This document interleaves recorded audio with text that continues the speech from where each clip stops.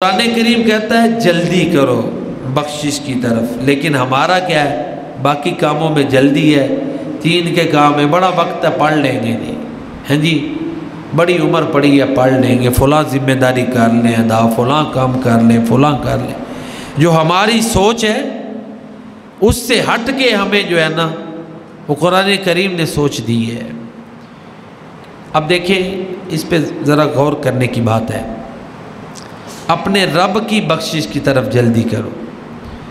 بخشش نتیجہ ہے، رزلٹ ہے، مسبب ہے، سبب عمل ہے جس کے کرنے سے بخشش ہونی ہے۔ تو یہ قرآن کا ایک انداز اور اسلوب ہے۔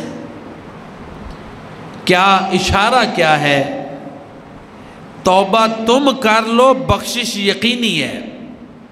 ہاں جی بخشش کے ذکر کر دیا نا، تو یہ قرآن کا بلاغی پہلو ہے، یہ حکیمانہ اسلوب قرآن ہے۔